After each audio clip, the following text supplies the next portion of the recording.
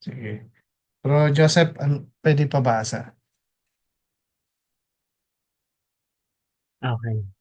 Hebrews 7 verse 25.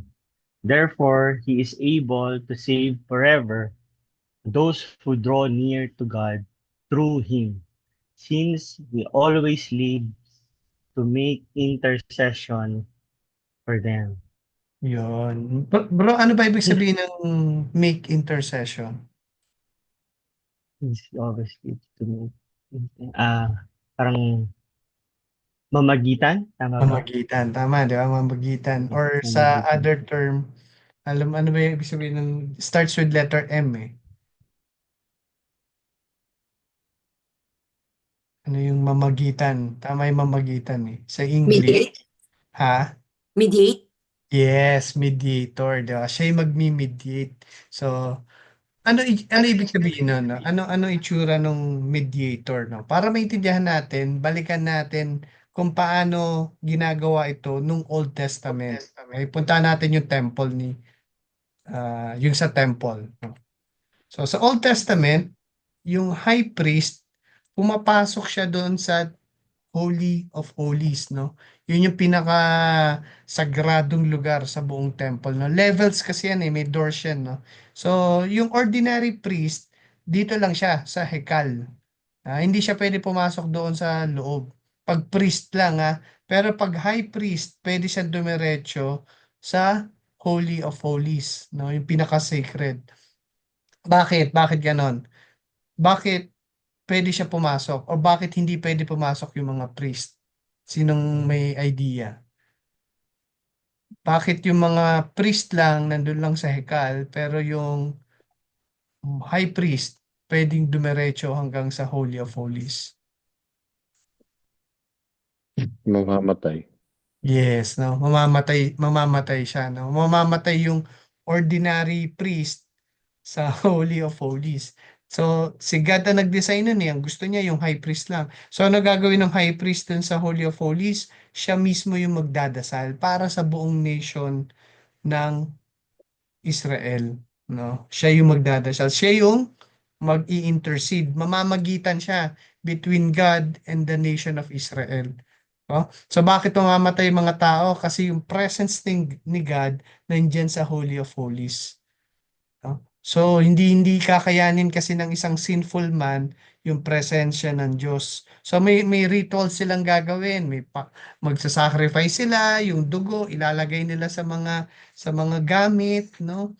Talagang merong bloody nga raw yung lugar na yan, puno ng dugo, puno ng rituals. Kasi kung hindi, mamamatay ka sa loob ng room na yan. Sinasabi rito sa Hebrews, no, na si Jesus is our high priest.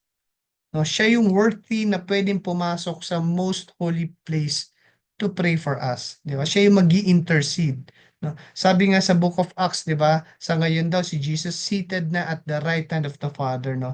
Nasa presence na siya ni God ngayon, di ba? Ibig sabihin, pag sinabing seated at the right hand of the Father, ano 'yon? It's a picture of position. Yeah, parang ano yan, parang kay Joseph, 'di ba? Kanang kamay na siya nung Pharaoh. So ibig sabihin equal sila. Parang gano'n, no? Kung ano yung sabihin ni Joseph, yun din ang sasabihin nung Pharaoh. So si Jesus, sabi niya, all authority has been given to me both in heaven and on earth. Now he is seated at the right hand of the Father, no? So si Jesus nag-i-intercede na siya between Christians, tayo, para kay God, no? So makikita natin, no, na hindi basta-basta yung pag-i-intercede. Hindi basta-basta yung pag-i-intercede. Hindi hindi pwedeng pag namatay yung kamag-anak mo, 'di ba? Lagi nating naririnig yun sa mga burol na, uy, meron ka ng angel na nasa langit. Pagka may kailangan ka kay God, sabihin mo na lang sa kanya kasi nandun na yung daddy mo, nandun na yung kapatid mo.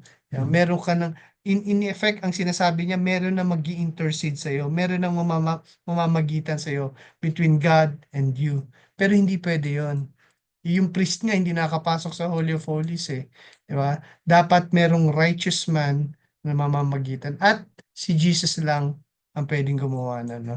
At wala na magbi-mediate between us and si God and si Jesus, di ba? Yung iba kasi ginagawa, nagme-mediate din sa ibang tao papunta kay Jesus. Walang ganon, di ba? Kay God lang yung kailangan na mediator at si Jesus lang yung kailangan doon. So makikita natin yung weight ng truth na to, no? Ibig sabihin, kung meron kang pinagdadaanan na mabigat ngayon, tapos malaman mong pinagdadasal ka ng isang tao, di ba sobrang nakaka-bless, di ba? What more pa kung malaman mong si Jesus mismo yung nagpe-pray para sa iyo, no? So ngayon tingnan natin, ano ba yung laman ng mga prayers ni Jesus, no? Ano ba yung importante para sa kanya? Ano ba yung desires niya? Pag-aaralan natin to sa John chapter 17 verse 1 to 6, no? Itong chapter na to, isa to sa pinaka-importanting part nitong book of John, no? Kasi ito yung longest recorded prayer ni Jesus. Naalala niyo laging sinasabi ng mga disciples niya, no? Parang dasal daw siya ng dasal. Sa sobrang dasal nga ng dasal ni Jesus, nagtanong na sila, paano ba magdasal? Di ba? Hindi sila nagtanong paano yung miracles, paano yung magpagaling ng pilay or bulag. Ang tinatanong nila, paano magdasal, no? In fact, ang tawag natin doon, nung tinuruan sila ni Jesus, ang tawag natin doon, the Lord's Prayer, yung Our Father in Heaven, Holy be your name. Ang tawag natin doon, the Lord's Prayer, pero technically mali yun eh, no? Kasi nagpaturo nga sila eh. So, ibig sabihin, disciples prayer yun. Yeah. Pero itong chapter na to, ito talaga yung Lord's Prayer. Ito talaga yung siya talaga mismo. Siya yung nagdadasal sa Diyos Ama, di ba? Pero itong chapter 17, no? Ito yung nakafocus dito, yung prayer ni Jesus sa God the Father before siya ma-crucify. So, magkakaroon tayo ng access sa puso ni Jesus, di ba? Parang very personal, na very intimate, pero maririnig natin ano ba yung laman ng heart ni Jesus, no? So, tingnan natin yung outline, no, ng prayer ni Jesus. Una, Jesus will pray for himself, yung God's glory. Maintindihan natin tonight, ano ba ibig sabihin ng glory? Lagi natin sinasabi yun, di ba? Glory to God, glory to Jesus. Ano ba ibig sabihin ng glory? Di ba?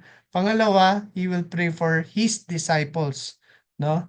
Ano yung pagpipray niya sa mga disciples niya? Yung protection at yung sanctification. Maintindihan natin ngayon. Again, ito yung term na madalas na naman nating marinig. Ano ba yung sanctification?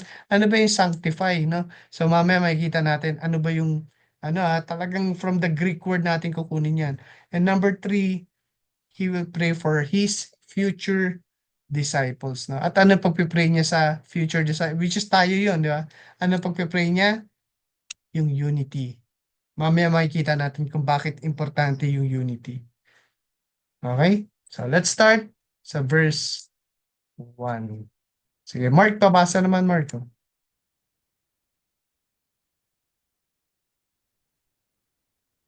Verse 1. Jesus spoke these things, and lifting up his eyes to heaven, he said, Father, the hour has come. Glorify your Son, that the Son may glorify you, even as you gave him authority over all flesh, that to all whom you have given him, he may give eternal life. Okay. So, sabi ni Jesus dito, Father, the hour has come, no? Ano tong hour na to? Tingin mo, Paps. Ano tong hour? Kasi di ba, madalas sabihin ni Jesus yan eh, my hour has Yung, not yet come. Di ba? Pero ito sinabi niya, yung the hour has come. Ano ba yung hour na yan? yung purpose ng pagbaba niya sa Tama, heaven. tama. Yung purpose, ang ganda. So, ano yung purpose niya? Yung para mamatay, to Yeah. deliver. Sakto, di ba? Sakto. The hour has come. Ito na yung purpose ko. At ano yung purpose niya? To die on the cross. Ha? Kaya sinabi niya, nung nasa cross, di ba? Pansinin niyo. Nung nasa cross, sinabi niya, it is finished. Yun yung hour. Tapos na yung oras. Tapos na yung trabaho ko. Alam mo, dati iniisip ko lagi yan eh. Bakit niya sinabi yung it is finished sa cross at hindi sa resurrection? Kasi totoo, hindi pa tapos eh. Magre-resurrect pa siya eh. Pero sinabi niya yung it is finished sa cross. Kasi, ikaw may idea ka, Paps? Yun yung way to deliver eh. Yeah. Yun yung, Yung, yun yung redeem eh. Doon yeah, kanya tinubos sa cross eh. Tama. Kumbaga yung resurrection, hindi niya talagang mangyayari yun because He is God. Di ba? Pero yung cross, di ba? Doon nangyari yung bayaran eh. Doon nangyari yung bayaran. Yeah. Kaya si Satan doon siya pinipigilan eh. Sa cross, hindi sa resurrection. Kasi yung resurrection, done deal yun. Talaga mangyayari yun because He is God. Yeah. Pero, ang tanong dito, ba't niya sinabi that glorify your Son? Di ba? Sabi niya eh, Father, the hour has come, glorify your Son. So, para maintindihan natin yan, kailangan maintindihan natin ano ba ibig sabihin ng glory. Yeah. Sa sa Hebrew no, ang ibig sabihin ng sa Greek ang ibig sabihin ng glory ay kavod. Kavod no. Ano ibig sabihin ng kavod? Glorify your Son. Ano ibig sabihin ng kavod? Weight or heaviness. Diba? Isipin nyo yung word na glory, kinuha from the concept of measuring weight. Bigat sa bigat, no? Alam nyo, during mga ancient times, no, ang value nakukuha yan sa weight, sa bigat. Diba? For example, ang gold. Para malaman mo kung ano ang value ng gold, kailangan timbangin mo, di ba? Kaya pansinin mo, no, naisip nyo ba bakit sa Pilipinas ang 1K, 1,000? Di ba? Dapat 1T.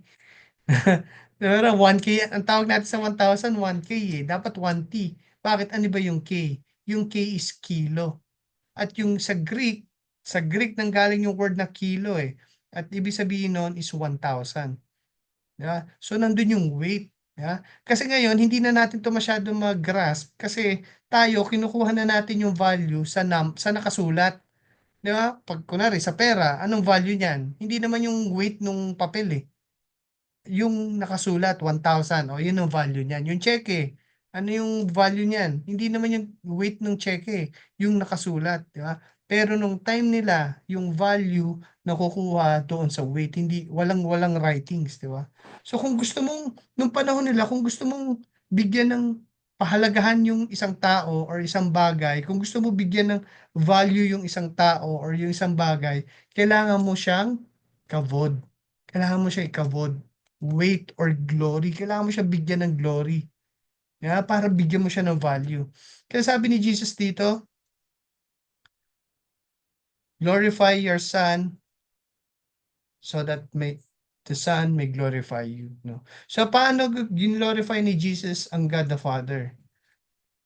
Sabi nga ni Mark kanina, willing siya mamatay sa cross. Willing siya mawala yung intimacy nila ni God para sa kasalanan ng ibang tao, di ba? Parang glorify the Son as He suffers and die for the salvation of the world, no? Because yung obedience niya will lead to His resurrection and that will bring glory to the Father. At sa paanong para mabibigay ng glory yung resurrection ni Jesus? Dahil sa resurrection niya, sabi sa verse 2, all whom you have given Him, He may give eternal life. Lahat ng ibibigay ni God kay Jesus, mabibigyan ni Jesus ng eternal life dahil dun sa finished work niya sa cross. Yun yung glory. Ibig sabihin, no, nung tinanggap mo si Jesus sa buhay mo, it gave glory to the Father. Sana ma-absorb niyo yun kasi nasabi ng Bible, no, nagsi-celebrate daw yung heaven over one sinner who repents. Nandun yung glory. Ganun ka-importante para kay God yun, yung salvation mo.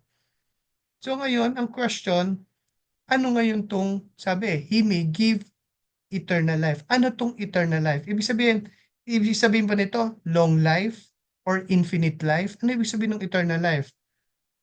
Sabi ni Jesus, this is eternal life.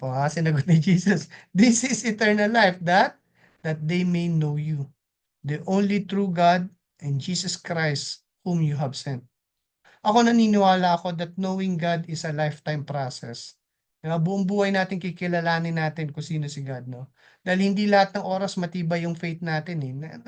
Na ano rin yan eh, nayayanig minsan ng faith natin, di ba? Magkakaroon tayo ng struggles, mayayanig yan, we will have doubts, di ba? We will question our faith.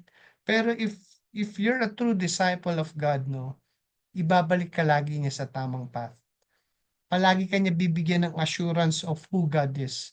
Dahil according kay Jesus, no, if you know God, ipapaubaya mo talaga sa Kanya yung buhay mo, no. Ang turo sa atin ng mundo, ang buhay natin nakasalalay sa mga kamay natin, di ba? But in reality, matatagpuan mo lang ang buhay mo pag sinurrender mo to sa Diyos. Kabaliktaran. You need to die to have eternal life. Na? Without dying, walang redemption of sin. Sabi ni Jesus, no, this is eternal life, that they may know you, the only true God, and Jesus Christ, whom you have sent. No? Eternal life is knowing God. Magkakaroon kayo ng intimacy. Picture to ng intimacy or relationship mo sa Diyos. Di ba? Yung no, di ba? Naalala niyo yung sinabi ko sa inyo before, yung no ginamit kay Adam and Eve. Adam knew Eve and she bore a son. Di ba? Intimacy yun eh. No? Ibig sabihin, ito yung intimate relationship mo sa Diyos. Yung siya yung master ng buhay mo, siya may hawak ng control ng buhay mo, tapos ikaw naka-anchor ka sa gusto mangyari ng Diyos. God's will ang nauuna, hindi yung personal will mo, no? Hindi ito picture ng religion, pero isang tunay na relasyon sa Diyos, no? Kaya sabi ni Jesus sa next verse, I glorified you on the earth, having accomplished the work which you have given me to do. Di ba? Sabi sa verse 5, now, Father, glorify me together with yourself with the glory which I had with you before the world was. No? When we hear these words, no, yung tipong give God glory, di ba? Anong unang pumapasok sa atin? Di ba? Tama ba? Pag sabi mo, pag sa church, di ba? Pag sinabi give God glory, anong ginagawa ng mga tao? Di ba nagpapalakpakan? Di ba? O kaya itataas natin yung kamay natin sa worship song. Parang ganun yung giving God glory, no? Or we will speak powerful words about God. Tama naman yun, no? It's a form of giving God glory. Tama yun. Pero superficial lang yun. When you really want to give God glory or you want to glorify God on earth, no? Paano daw? Sabi ni Jesus, having accomplished the work which you have given me to do. I glorify you on earth, having accomplished the work na binigay mo sa akin. May malaking factor yung work. At ito yung problema. Kasi hindi nga natin alam na may work pala tayo na kailangan natin i-accomplish eh. Alam mo, nung naging Christian ako, hindi ko alam na meron akong work. Akala ko gusto lang akong dalhin ni God sa langit, no? Parang ginagawa nating ticket si Jesus sa heaven. Pero alam mo, hindi ganun kababaw ang salvation natin, no? We are saved to give God glory. At paano? By accomplishing the work He has given you. Kaya ang tanong, alam ba natin yung work? Siguro, generally speaking, may idea tayo to share the gospel, to make Christ known, to disciple a believer who will disciple another believer. Yan, general yon, di ba? Pero alam ba natin yung personal purpose mo? Meron kasing personal will si God para sa'yo. Para sa'yo lang. Hindi niya ibibigay sa'yo yung Holy Spirit ng para sa wala. Yung primary role ng Holy Spirit is to convict you. Sasabihin niya, kakausapin ka niya kung ano yung gusto mong ipagawa ni God sa'yo. Kaya importante, sabi ni God, di ba? Be filled with the Spirit. Kasi doon tayo mag-uusap eh. Alam mo, ang totoong success sa buhay ay hindi yung magkaroon ka ng sarili mong empire or kingdom sa mundo. Hindi yun. At maraming nagkamali doon sa bagay na yun, di ba? Ang totoong success or masasabi mo naging successful ang naging buhay mo ay yung nagawa mo yung pinapagawa sa iyo nung totoong king. Sabi sa Matthew, no? Well done, good and faithful servant. Sabi ni God, you have been faithful with a few things, I will put you in charge of many things. Come and share your master's happiness, no? Yan ang laging prayer ko. Yan ang na marinig ko yung words na yan from the Lord. Yan yung focus ko lagi, no? Na magawa ko dapat kong gawin, no? Para kay Jesus, He accomplished His work for God, no? And I pray na lahat tayo, yun din na maging focus ng buhay natin, no? Pero alam nyo, kung natatakot ka man, paano ko malalaman, no? Alam mo, huwag ka mag-alala. Kasi hindi lang tayo nagdadasal nun. Pinagdadasal din tayo ni Jesus sa bagay na yun, no? Sabi niya sa next verse, I have manifested your name to the men whom you gave me out of the world. They were yours and you gave them to me and they have kept your word, no? Start tayo sa first part, no? Sabi niya, I have manifested your name to the men whom you gave me out of the world. Aware ba kayo na yung 3-year ministry ni Jesus, no, nakafocus lang sa mga disciples niya? Hindi sa buong mundo. Nakafocus lang siya doon sa mga disciples niya. 'Di ba nagbibigay si Jesus ng parables, pero pansinin mo hindi niya pinapaliwanag yung meaning nun sa ibang tao. Pero pag sila na lang nung inner circle niya, yung mga disciples niya, ipapaliwanag nila, ipapaliwanag ni Jesus. Bakit? Because Jesus wants to manifest or gusto niyang ipakita kung sino talaga si God directly sa mga disciples niya. Yung mga binigay sa kanya ni God, no? At ito yung interesting part dito, no? Hindi yung mga disciples niya ang pumili kay Jesus. Yeah, iisipin natin kaya siguro nandiyan yan dahil pinili nila si Jesus. Hindi eh. Sabi rito, si God ang pumili sa kanila at binigay niya yung mga disciples na yun kay Jesus. Sabi niya, whom you gave me. Hindi lang yun, no? Tinanggal pa ni God itong mga tao na to sa mundo. Sabi niya, you gave me out of the world. Ibig sabihin na, no? If you are now a follower of Christ, si God ang nagbigay sa iyo ng faith kay Jesus. Hindi ikaw ang nag-produce niyan. Ha? At hindi lang yon, iniwalay ka din ni God sa sistema ng mundo. Kaya we are commanded sa Romans, no, huwag ka nang bumalik sa dating sistema. Out of the world. Diba? Sabi sa Romans 12, do not conform to the pattern of this world. Huwag ka na bumalik sa dating sistema ng mundo, but be transformed by the renewing of your mind. No? Bakit? Because this world has a system. Merong pattern ng mundo. As a new believer, you need to unlearn a lot of things. Yung mga dati mong paniniwala, yung dati mong mantra sa buhay, kailangan mo i-unlearn lahat yun. Unti-unti magiging clear sa iyo yung mga wrong beliefs mo. Iko-convict ka ng Holy Spirit. Tapos marirealize mo, kaya ka pala walang joy. Diba? Kasi counterfeit yung mga pinaniniwalaan mo. Kasi nagko-conform ka dun sa pattern ng mundo. So, anong solusyon? You need to renew your mind. You need to change your mind. Paano? Sabi niya, by keeping the word of God. Kaya sabi ni Jesus, no, I have given them your word. And the world has hated them because they are not of the world, even as I am not of the world. I do not ask you to take them out of the world, but to keep them from the evil one. No? So maliwanag, no? As you make a stand on God's word, as you make a stand on your faith, the world will hate you. Normal lang yon, normal yon. Pero dapat maging clear din sa'yo na hindi porket na you are out of the world, you will withdraw yourself from this world. May mga gano'n, no? Tipong iiwasan mo na yung mga tao kasi pag ginawa mo yon, paano mo sila ililid papunta kay Christ? So, we are in the world but not of this world. Alam mo, nung college ako, ang thesis ko kasi nung college ako, monastery. Gumawa ako ng monastery. So according sa research ko, ang intindi ng mga monks, para mabuhay ka ng godly and holy, you need to hide yourself from the world. Kailangan alisin mo yung sarili mo sa mundo. Yeah? Iiwasan nila yung mundo. Ang problema kasi sa ganong diskarte or sa ganong belief, hindi lang kasi world ang problema natin eh. Tatlo kalaban natin eh, the world, the devil, and ourselves. So kahit anong tago mo, kasama mo din yung sarili mo. So hindi mo kayang iwasan yung kasalanan, no?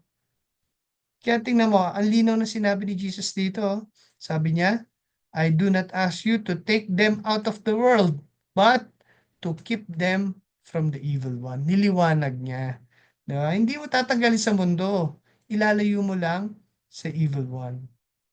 Diba? You are in the world, but you are not conforming to the pattern of this world. At posible yan. Posible mangyari yan. No? Ako lagi ko na-picture dyan yung isda. Diba? Yung isda, nandun siya sa dagat, maalat yung tubig. Pero pag kinain mo, ang tabang. Hindi pumasok yung sistema ng dagat sa isda. Kahit nandun siya, buong buhay niya. No? Dahil pag pinasok mo yung mundo sa puso mo, If you conform to the pattern of this world, dun papasok yung problema. Dun magsisimula yung depression, dun magsisimula yung fear, yung anxieties. Kasi nagpakain ka na ulit sa mundo eh. Kaya sobrang ganda nung sinabi ni D.L. Moody, no? Sabi niya, Christians should live in the world but not be filled with it. Sabi niya, a ship lives in the water, but if the water goes into the ship, she goes to the bottom. So Christians may live in the world, but if the world gets into them, they sink. Sigurado yan, no? Huwag mo isipin na that the pattern of this world, yung mga hindi attractive, baka akala mo pag sinabi ng Bible ng world, yun yung mga nakakatakot na bagay. Kadalasan, ito yung mga dream ng maraming tao. Ito yung maging accepted ka ng society. Ito yung pag meron kang to, mahal ka ng marami. Alam mo, yung Christians, pwede silang, they can live in this world. Pero ingat ka, wag mo mahalin yung mundo. Okay lang magtrabaho ka, maging successful ka sa career mo. Okay lang na maging magaling ka sa trabaho. Pero not to the point that you will compromise your beliefs to gain more. And not to the point na wala ka ng pakialam doon sa will ni God. Ang focus mo na lang yung will mo. Doon tayo mag-iingat. Di ba? So as Christians, you are physically present in the world, but you are not part of its values. So ang question ngayon, ito, how can believers be in the world but not of the world? No? Posible ba yon? Paano mangyayari yan? No? Paano natin gagawin yan? Ano yung mag-guide sa atin na hindi tayo mag-sync na sinasabi ni D.L. Moody? Ano masabi ni Jesus, paano natin ito magagawa? Sabi niya, they are not of the world, even as I am not of the world. 17, sanctify them in the truth. Your word is truth. So, how can believers be in the world but not of the world? Sagot, sanctification. By sanctification. God will sanctify us through His Word. Yung Word ni God, ang life jacket natin, we will stay parang floating as long as we obey. Pag sinuway mo yung sinasabi niya, yun, we will start to sink. Ibig sabihin, no, hindi lang pinagdadasal ni Jesus yung protection mo, pinagdadasal din niya yung sanctification mo. Ayaw niya tayong lumubog. Ayaw niya tayong ma-deceive ng kalaban. Lagi niya tayong pinagpipray na magkaroon tayo ng heart of obedience. Dahil ayaw niya tayong makitang nasasaktan, di ba, ng kasalanan. So ano ba ibig sabihin ng sanctification? So sanctification, sa Greek, ang ganda ng word na yan. Gusto ko yung word ng sanctification. It means hagiaso. Ano ibig sabihin hagiaso? To set apart. No? Para maintindihan natin yung set apart sa buhay natin, no? Apply muna natin to sa isang bagay. Okay? Apply natin to sa isang bagay. When you say sanctify something, it means you set that thing for special use. Isa-sanctify mo isang bagay para magamit mo siya sa special na bagay. Okay? For example, sino ba nandiyan? Si Ipe. Teki si Ipe. Ipe, question. Pwede mo bang gamitin yung iPad as a cutting board? Hindi. Hindi mo pwede gamitin. Sino nagsasabi ng pwede? Pwede mong gamitin. Depende sa'yo. Pwede. Masisira nga lang. Yan. Pwede mong gamitin. Yeah. Pero, gigets ko si Ipe kung bakit. Kasi baka magasgas eh. Di ba? Baka magasgas yung salamin. Baka masira yung function. Di ba? Kasi hindi designed yung iPad para maging cutting board. Sayang yung features. Nagbayad ka ng 100,000 na ba yan? Ngayon, di ba? Para paghiwaan mo lang ng gulay. Gets nyo? We are safe because we have been bought at a price. Hindi libre yung salvation natin. Sabi ko nga yung sasabi ng mga tao, i-accept mo lang, save ka na. Akala mo ano 'no, napakamura, ang mura ng salvation. Grace na 'yun dahil sa atin grace na yung sa side natin. Pero hindi ibig sabihin na yung salvation cheap. Sobrang mahal nga niyan, hindi natin kaya bayaran, eh, 'no? We have been redeemed by the precious blood of Christ. Hindi kumbaga hindi ka pa nanghihinayang 'no, kung gagamitin mo lang yung buhay Kristiyano mo as a chopping board. Sabi ni Jesus 'no, "If you are a follower of Christ, you are sanctified in truth. You are set apart for a special use." Meron kang features designed for God's glory. Sabi sa prayers ni Jesus, "Sanctify them in truth. Your word is truth." So, ibig sabihin, if you live an ungodly life, ibig sabihin, namumuhay ka outside the word of God, taliwas sa tinuturo ng Diyos, para natin ginagawang chopping board yung buhay natin. For example, yung sex, sobrang ganda ng purpose ng sex, for pleasure yan eh. Pero, nilagyan ng boundaries ni God. Nilagay niya lang sa loob ng marriage yung sex. Pag ginawa mo siya outside marriage, thinking na yun yung magsasatisfy sa'yo, magpapasaya sa'yo, then na-deceive ka na ng kalaban. Kasi nagdi-deviate ka na from the design of God. Kasi ginawa niya yon with boundaries sa mag-asawa. So pag ginamit natin siya outside marriage, para natin ginawang chopping board yung buhay natin. O kaya, anong features mo? Anong features mo as an iPad? Gifted ka? Skilled ka on something? Ang galing mo pag nakipag-usap sa tao? Nakikinig sa iyo yung mga tao? Ang galing mo pagdating sa strategy? Di ba? Pero ginagamit mo lang siya sa sarili mong kingdom at hindi sa kingdom ni God. Then you are wasting what God has set for you. Binigay niya yon for kingdom purposes. Kingdom niya at hindi kingdom mo or kingdom natin. Hindi ka dinesign ni God for worldly things lang. You were created for eternal purposes. Yun yung gift mo. Di ba? Yung features na binigyan ni God sa'yo, para yan in advancing His kingdom. Tinubos ka from the slave market, hindi libre yung salvation mo, so wag nating sayangin. No? Discover your purpose and live your life to glorify God. Alam nyo, sobrang interesting kasi itong word na to, no? Hagiaso. Kaya sabi ko, favorite ko yan. Eh, no? Marami kasing, ano yan, derivative ba tawag doon? Maraming ganun, no? Ano ba ibig sabihin nitong hagyaso? So, yung hagyaso means to set apart, no? Ngayon, merong kinuhang word galing dyan. At yun ay hagios. Ano naman ibig sabihin na hagios? Yung hagios is saint or holy people. No? Halos similar yung source ng name nila, no? Yung origin ng name nila. Ibig sabihin, to be set apart, we are sanctified in Christ. Okay? So we are called to live a holy life. Ako kung set apart ka, sinasanctify ka in Christ para mamuhay ka na holy life. So if you are a believer, ang tawag sa iyo ng Bible ay saint. No? Sabi sa 1 Corinthians, to those who are sanctified in Christ Jesus, called to be hagios, called to be saints. Parang sinasabi rito, to those who are hagiaso in Christ are called to be hagios. Alam niyo, no, nung bago akong Kristiyano, gulat na gulat ako dyan eh. Sa doctrine na yan, no. Kasi lumaki tayo sa theology na ang mga saints, di ba, yung mga taong super duper holy, di ba, yung mahinahon magsalita, yung mga pinupugutan yung ulo para dahil sa faith nila, di ba? Tapos ang intindi ko, magiging saint ka lang pag na-canonize ka ng Vatican. Di ba?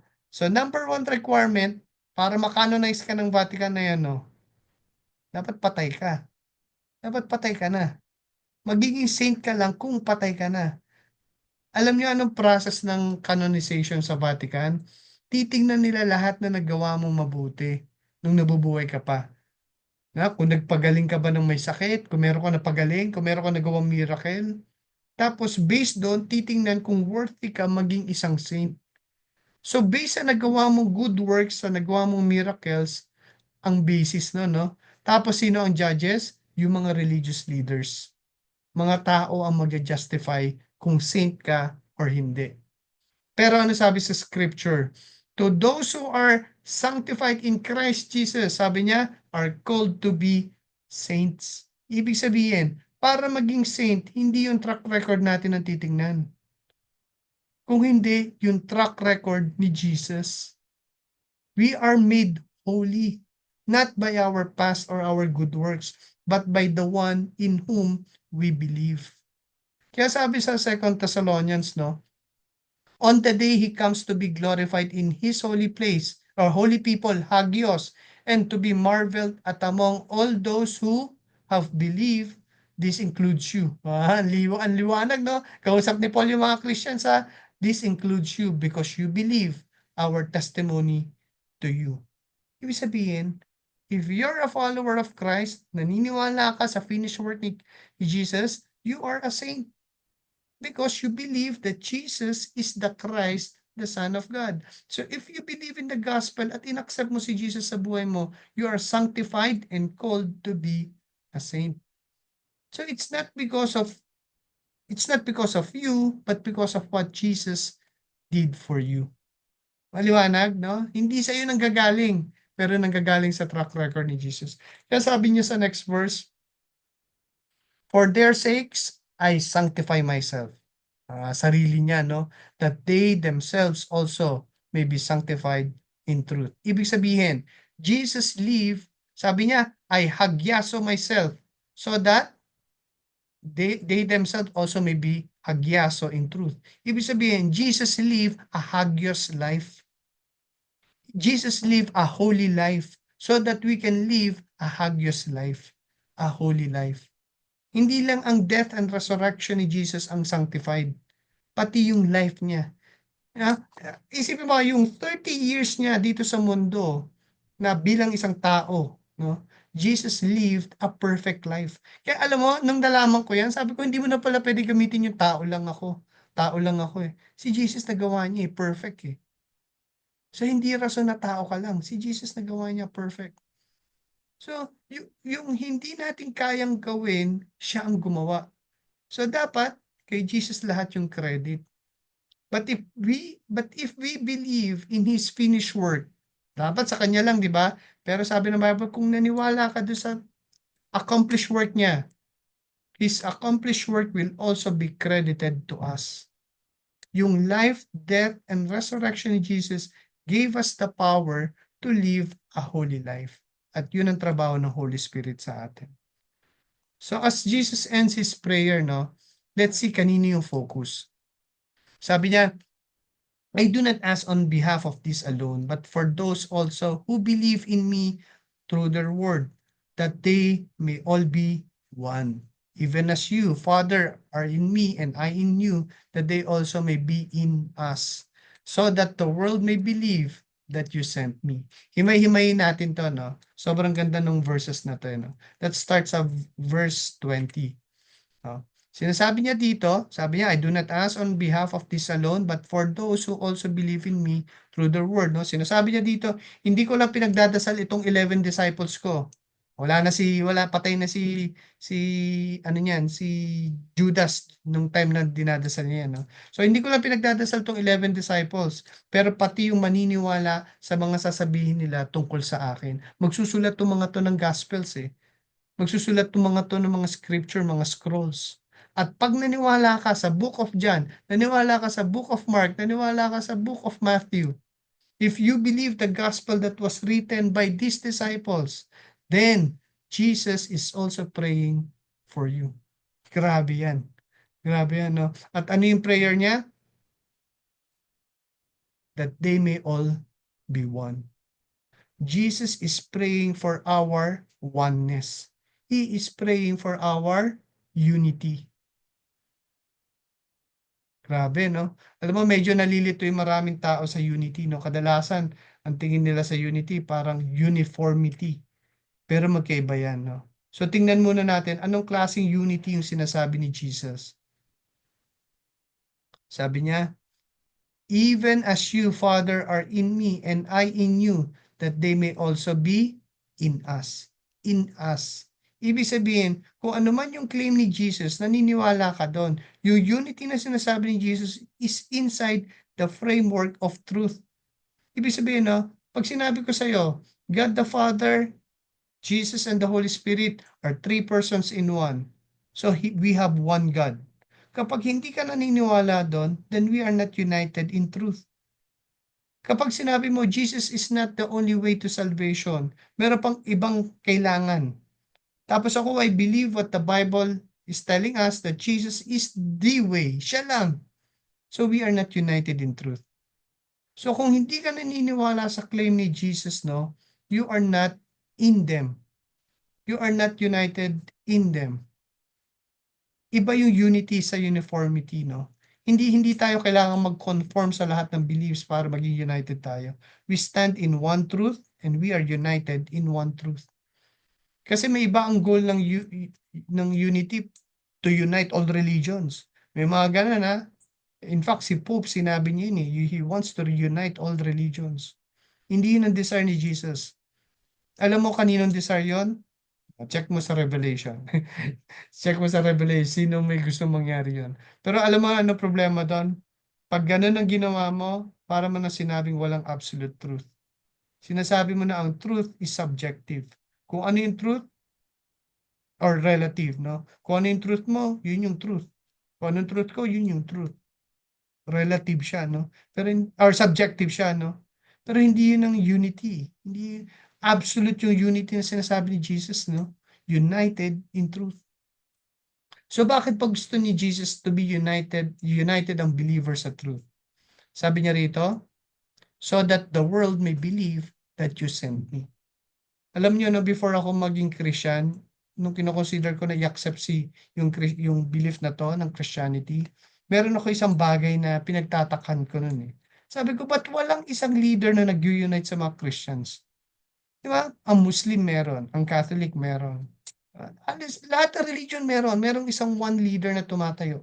Na tao na buhay. Sabi ko, ba't walang leader na nag-unite sa Christian, no? Sa China ako naging Christian no? Pero pag nakikinig ako sa CCF, yung mga Victory, yung mga turo ni John MacArthur, yung mga books ni Charles Swindoll, binabasa ko, sabi ko, hindi naman ko-contradict yung mga teachings nila. Di ba? Pero walang nag-unite. Walang, dapat sa Sunday, ito yung tuturo ng lahat ng Christians. Walang ganun eh. Alam mo, tas natutunan ko, dahil, because followers of Christ are united in truth. Hindi natin kailangan ng isang leader para i-unite tayo. We are united by one spirit that dwells in us. And the Bible is our sole authority para sa faith natin, tsaka sa practice natin. Hindi natin kailangan ng ibang doctrines or ibang sacraments. All we need is the Bible. Sole authority. Dahil hindi basta-basta yung nag-unite sa mga believers. Alam mo kung ano yung nag-unite sa atin? Sabi ni Jesus, I do not ask on behalf of this alone, but for those also who believe in me through their word, that they may all be one, even as you. Ay, ito yung kanina. Naulit.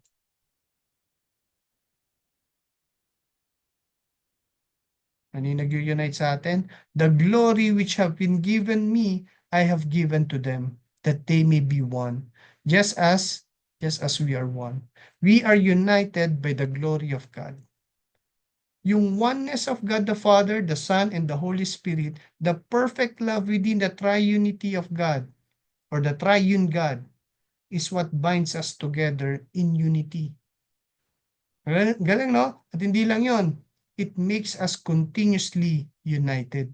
Sabi niya sa verse 23, I in them and you in me, that they may be perfected in unity, so that the world may know that you sent me and love them even as you have loved me.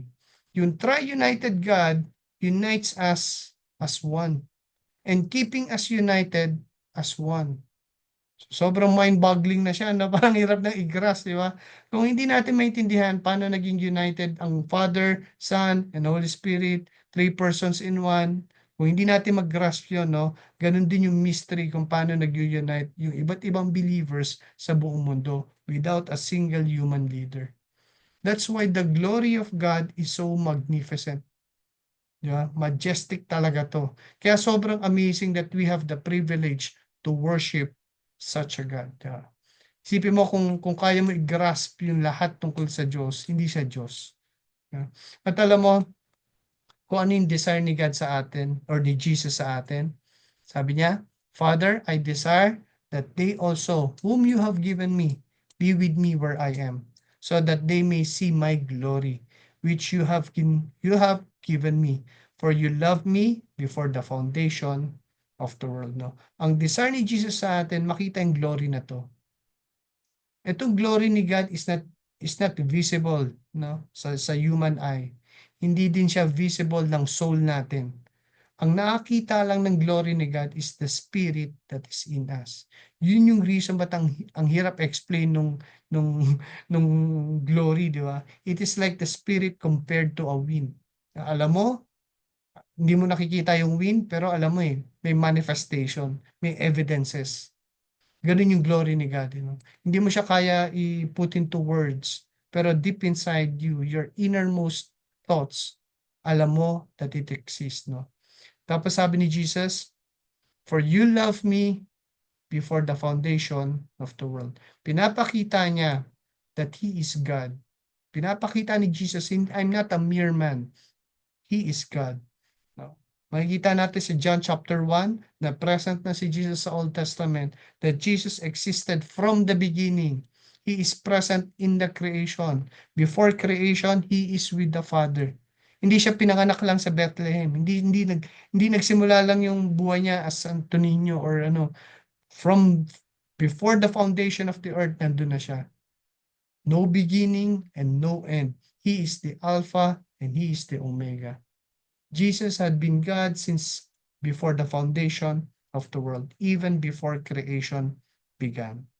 And as we close, no, sa last part ng prayer ni Jesus, sabi niya, O righteous Father, although the world has not known you, yet I have known you, and these have known that you sent me, and I have made your name known to them, and will make it known, so that the love with which you love me may be in them, and I in them. No? Ito yung heart ni Jesus. No? Sobrang importante nitong chapter na to kasi dito natin nakita yung desires ni Jesus. No? Kung ano yung priority niya, kung ano yung importante para sa Kanya. And I pray kung ano man yung importante para sa Kanya, maging priority rin natin sa buhay natin. Di ba? Sabi ni Jesus, although the world has not known you. Alam ni Jesus na marami pang hindi pa nakakakilala kay God. At ang desire niya, makilala ng mga tao to that we have a loving God. Para kay Jesus, ano yung reason? So that the love with which you love me may be in them and I in them.